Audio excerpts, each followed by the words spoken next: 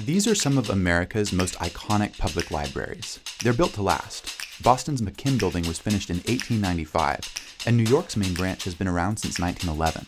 Today's architects want the same longevity for their library projects, but their design choices have sparked some strong emotions. The library is a lifeline. We have stood for 10 years. This kind of design and vision. Don't want this overpriced, oversized, and poorly designed. Architecture is an art form. Nobody likes all of it. The best libraries balance these perspectives, bringing cities together while speaking to the values and cultures that make them unique. So, how do you design a library to meet the specific needs of the community it serves? It is the main citywide library. It needs to be brought into the 21st century. Maybe the 22nd century, I don't care. Listening to a community is a critical part of how we form the design of any project. We have to orchestrate ways in which they can all engage, that we make the design accessible to them.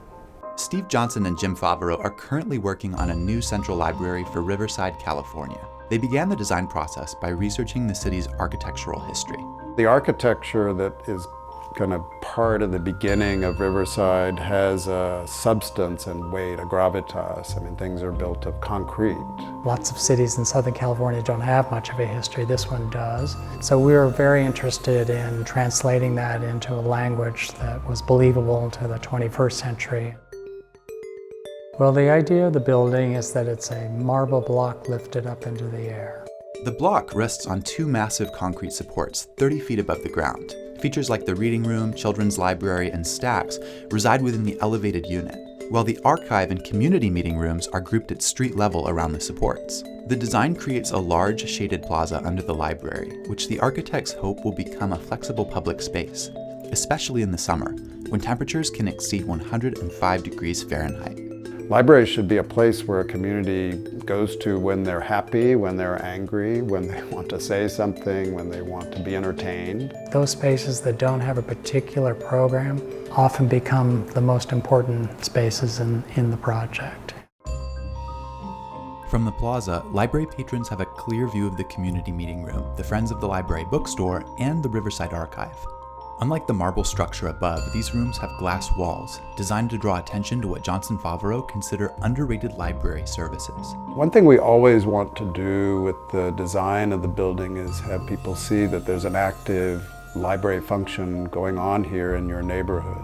The idea of walking down the sidewalk one evening and actually seeing 100 people solidifies the role of the library in the neighborhood. So making visible these important functions.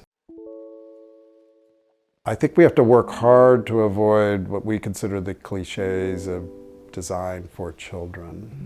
One thing that came to our mind was the opportunity that even the lighting could be a source of delight. The design of it takes its cue a lot from the decorative motifs that are happening in these traditional buildings down Mission Inn Avenue. So Mission Inn itself, Fox Theater across the street, the Children's Library is very much exposed to the outside.